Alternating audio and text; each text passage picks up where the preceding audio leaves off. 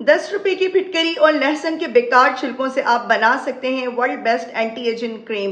एक ऐसी क्रीम जिससे सिर्फ एक रात में ही आपकी बूढ़ी लटकी जुल्द जवान हो जाएगी, चेहरे की पुरानी छाइयां हमेशा के लिए ख़त्म हो जाएंगी। अगर आपने इस क्रीम का सही इस्तेमाल कर लिया तो आपकी स्किन की बहुत सारी प्रॉब्लम सॉल्व हो सकती है। प्रॉपर रिसर्च के साथ आज मैं आपके साथ ये रेमेडी शेयर कर रही हूँ। मैंने बनाई है एक ऐसी मैजिकल क्रीम जिसके इस्तेमाल से आपकी बूढ़ी लटकी जिल्द, चेहरे के दाग धब्बे, छाइयाँ, एक्ने, बहुत सारी प्रॉब्लम आपकी दूर होने वाली है। स्किन आपकी शीशे की तरह चमकदार हो जाएगी। बस आपने वीडियो को स्किप नहीं करना। चैनल पर न्यू है तो चैनल को सब्सक्राइब कर दें, बेल आइकन ऑन कर दें ताकि हर आने वाली सीक्रेट रेमेडी का नोटिफिकेशन फौरन से आपको मिल जाए। चलते हैं, रेमेडी स्टार्ट करते हैं। अस्सलामुअलैकुम, मेरा नाम है राबिल आज़म। वेलकम करती हूँ आप सबका राबिल सीक्रेट में। होप्स कि आप लोग ठीक होंगे, मज़े में होंगे। आज की रेमेडी का हमारा किंग इंग्रेडिएंट है सिर्फ 10 रुपए की फिटकरी का पत्थर और बेकार लहसुन के छिलकों के साथ हम बनाएंगे world best anti aging cream, जिससे हमारी स्किन की बहुत सारी प्रॉब्लम सॉल्व हो जाएगी। सबसे पहले तो आपने फिटकरी का पाउडर बनाना है। पाउडर आपने किस तरीके से बनाना है, क्रश करके डायरेक्ट आपने यानी कच्चा पाउडर अपने फेस पर अप्लाई नहीं करना। आपने गरम तवा लेना है या नॉन स्टिक पैन भी आप ले सकती हैं। आप इसमें क्रश करके भी ऐड कर सकती हैं, पाउडर भी ऐड कर सकती हैं और साबुत फिटकरी के पत्थर को भी ऐड करेंगे तो ये इस तरीके से आहिस्ता आहिस्ता से पानी की तरह पिघलना शुरू हो जाता है, चिपकना शुरू हो जाता है।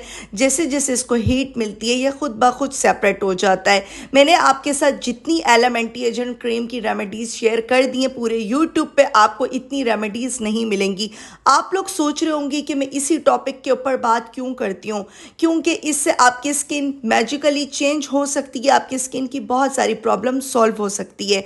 और भी मैंने आपके साथ बहुत सारी रेमेडीज शेयर की हैं, आप मेरे चैनल का विजिट कर लिया करें।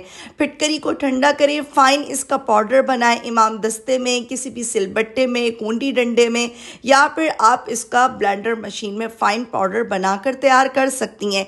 1 साल के लिए आप इसको स्टोर करें, डिफरेंट रेमेडीज में इसको यूज़ करें। चेहरे के गैर ज़रूरी बाल, बूढ़ी लटकी जिल्द, चेहरे की झुर्रियाँ, छाइयाँ ख़त्म हो जाएंगी। और बहुत सारे लोग कहते हैं फिटकरी का गलत इस्तेमाल शायद उन्होंने अपनी लाइफ में किया होगा कि फिटकरी बहुत ख़तरनाक है। ख़तरनाक आप लोगों को लगती है। देखिए, हर एक वो चीज़ जो हमारी स्किन को फ़ायदा देती है वो किसी केमिकल से ही बनती है। बहुत सारी चीज़ें हम ऑर्गेनिक नेचुरल लेते हैं, फिटकरी भी एक नेचुरल चीज़ ही है, इसका बस आपको इस्तेमाल आना चाहिए। फिटकरी का पाउडर तो बना लिया, इसको आप एक साइड पर रखें। लहसुन के छिलके आपने इस तरीके से उतारने हैं, मतलब आपने जो लहसुन की कली होती है उसके ऊपर से छिलका नहीं उतारना, आपने इसके बारीक छिलके जो पर्दे इसके ऊपर लगे हुए होते हैं ये उतारने।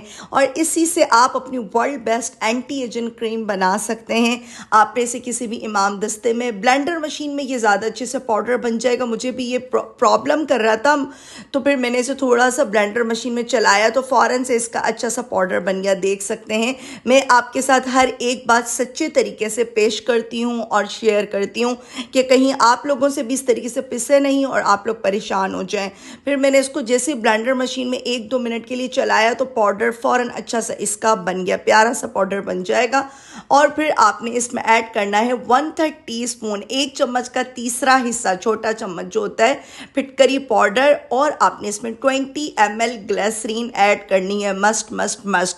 मैं आपके साथ प्रॉपर एक फार्मूला शेयर कर रही होती हूँ। बहुत सारे लोग इस चीज़ को एक्सपीरियंस किए बिना ही कहते हैं और बहुत सारे लोग एक्सपीरियंस करके आते हैं लेकिन उनकी स्किन पे शायद ये सूट नहीं करती। आप लोग कोई और रेमेडी यूज़ कर लिया करें, लेकिन ये रेमेडी इंशाल्लाह आपकी स्किन को कोई नुकसान नहीं देगी। जो लहसुन के छिलके हैं इसमें बहुत ज़्यादा मिकदार में एंटीऑक्सीडेंट प्रॉपर्टीज़ होती हैं, ये आपकी स्किन को डैमेज होने से बचाते हैं। अच्छे से आपने मिक्स करना है ग्लिसरीन को, लहसुन के छिलकों को, फिटकरी पाउडर को, और 2 to 3 टेबल स्पून आपने इसमें बेबी लोशन ऐड करना है। आपकी स्किन अगर सेंसिटिव भी है तो भी इंशाल्लाह आपकी स्किन को कोई नुकसान नहीं होगा। आप इसमें फेयर एंड लवली का साशे भी ऐड कर सकती हैं। मैंने फेयर एंड लवली का साशे आज ऐड नहीं किया है, बेबी लोशन ऐड किया है। स्किन बहुत ज़्यादा ड्राई है तो थोड़ा सा कोकोनट ऑयल भी आप इसमें ऐड करेंगे तो रिजल्ट आपको सुपर मिलेंगे। लगाने का तरीका क्या है, आपने इसको रात में सोने से पहले अपने चेहरे पे लगाना है, छाइयों पे लगाना है। ये क्रीम वाकई में आपकी स्किन को मैजिकली चेंज कर देगी। बहुत सारी रेमेडीज़ मैं आपके साथ शेयर कर चुकी हूँ, मैं अपना पर्सनल एक्सपीरियंस आप तक पहुँचा रही हूँ और प्रॉपर रिसर्च के साथ, ऐसे ही नहीं। और इस क्रीम को बनाकर आप 1 महीने तक रखें, मतलब ज़्यादा मिकदार में नहीं रखिएगा, और अपने चेहरे की छाइयों पे लगाएं, लटकी हुई जिल्द पे लगाएं। डल स्किन है, इंशाल्लाह आपकी स्किन टाइट हो जाएगी, जवान हो जाएगी। Best, world best anti aging cream की रेमेडी मैंने आपको दे दी और इसका टेक्सचर बहुत ही सिल्की स्मूथ है, इरिटेट नहीं कर रहा था क्योंकि मैंने इसमें बेबी लोशन ऐड करा है। बहुत ही अच्छा लाइट सा फील हो रहा था। तो लहसुन के छिलकों के जो फ़ायदे हैं, जो कि आपकी स्किन को डैमेज होने से बचाते हैं, लटकी हुई जिल्द को टाइट करते हैं, और भी बहुत सारे फ़ायदे हैं, वो भी मिल जाएंगे। स्किन के अंदर तक आपके ये लहसुन के छिलके एब्जॉर्ब हो जाते हैं।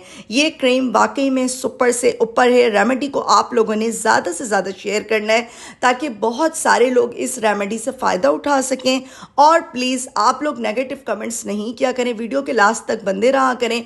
कुछ टिप एंड ट्रिक्स जो मैं शेयर कर रही होती हूँ प्लीज़ सुन लिया करें, आपकी स्किन के लिए बहुत ज़्यादा फ़ायदेमंद होती हैं और आपकी नॉलेज में भी इजाफा हो जाता है। एक बात और, एंटी एजिंग क्रीम 20+ अगर आपकी एज है तो आप यूज़ करना शुरू कर दें। इंशाल्लाह आपकी स्किन हमेशा जवान रहेगी, खूबसूरत रहेगी। अगर आपकी उम्र मेरी तरह 40 से 45 साल के दरमियान है, फिर तो आप लोगों ने इस क्रीम को मस्ट यूज़ करना है और मुझे कमेंट सेक्शन में मस्ट आपने बताना। उम्मीद करती हूँ हमेशा की तरह आज की रेमेडी भी आपको बहुत अच्छी लगी होगी। एलम और गार्लिक एंटी एजिंग क्रीम, अगर आप लोगों ने इससे पहले इस तरह की क्रीम यूज़ की है तो मुझे कमेंट सेक्शन में लाजमी बताइएगा। अपनी स्किन टाइप मेरे साथ लाजमी शेयर किया करें। अगर आपकी स्किन की कोई भी प्रॉब्लम है, मैं कोशिश करूंगी उस हिसाब से आपके साथ रेमेडीज शेयर करूं। और कोशिश किया करें, आज की मैं आपको प्रो टिप देने जा रही हूं, प्लीज़ वीडियो को स्किप नहीं करें, कि आप लोग आंखों के गिर्द जितनी भी एलम एंटी एजिंग क्रीम है, रेमेडीज़ है, नहीं लगाएं। ये थोड़ा सा ख़तरनाक हो सकता है। ये वाली स्किन बहुत ज़्यादा सेंसिटिव होती है। सिंपल बता रही हूँ, एक अलग से रेमेडी भी बनाकर आपको बता दूंगी। कोकोनट ऑयल ले लें, आलमंड ऑयल ले लें, लेकिन अच्छा वाला कोल्ड प्रेस ऑयल लिया करें या फिर कोल्हू से निकलवा लें। फ्रेश ऑयल लें, अनऑर्गेनिक ऑयल आपने हरगिज़ नहीं लेना। इसमें आपने 1 टीस्पून कॉफ़ी ऐड करनी है। अच्छी तरह से, बहुत अच्छी तरह से मिक्स करें और आप इसे फ्रिज में रख दें। कोकोनट ऑयल की वजह से ये जम जाएगा, मतलब लोशन की तरह हो जाता है, क्रीम और लोशन का जैसे मिक्सचर होता है वैसे। और मैं आपको प्रॉपर ये DIY करके भी बता दूंगी किस तरीके से आपने ये रेमेडी बनानी है। ये अपने आँखों के गिर्द आपने अप्लाई करना है, इसका कोई नुकसान नहीं है। आंखों की झुर्रियां खत्म हो जाएंगी, जो आई एरिया पे सबसे पहले रिंकल्स पड़ना शुरू हो जाते हैं, और डार्क सर्किल, आंखों के गहरे हल्के भी खत्म हो जाएंगे। तो आप लोगों के लिए ये रेमेडी बहुत ज़्यादा हेल्पफुल साबित होने वाली है। इसको आपने लाजमी यूज़ करना है। पहले भी मैंने अपनी एक रेमेडी में प्रॉपर आपके साथ ये बात शेयर की थी, आज अगेन कर रही हूँ क्योंकि 2-3 वीडियो पे इस तरह के कमेंट्स आ चुके हैं, क्या इस क्रीम को हम अपने आंखों पे लगाएं। इस क्रीम मीन एलम एंटी एजिंग क्रीम। तो मैं बहुत ज़्यादा डर गई कि कहीं कोई अपने आई एरिया पे ना लगा ले। प्लीज़ आप इसको अपने आई एरिया पे हरगिज़ यूज़ नहीं करें। उम्मीद करती हूँ कि आज की रेमेडी अच्छी लगी होगी। रेमेडी अच्छी लगे लाइक एंड सब्सक्राइब करें, वीडियो को ज़्यादा से ज़्यादा शेयर करें अपने फ्रेंड एंड फैमिली में, और उनको बताएं कि देसी रेमेडीज़ कितनी ज़्यादा वर्किंग होती हैं और कितने अच्छे तरीके से वर्क करती हैं। वो लोग भी अपनी स्किन ज़ीरो कॉस्ट में अच्छी बना सकें। और रेमेडी अच्छी लगे तो लास्ट में प्यारा सा कमेंट करके लाजमी जाएँ। इंशाल्लाह फिर आऊँगी किसी सीक्रेट सी मैजिकल सी रेमेडी के साथ। तब तक के लिए अल्लाह हाफिज़।